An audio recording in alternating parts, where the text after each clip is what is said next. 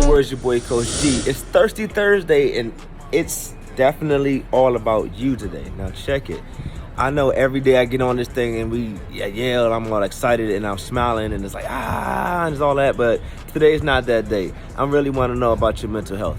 I want to know how you're feeling, how you like what's going on inside of your head and all of that. And the reason why I'm stopping and doing that is because someone really didn't do that for me many days. Times where I really needed someone to ask me, like, where are you and how you feeling and are you okay?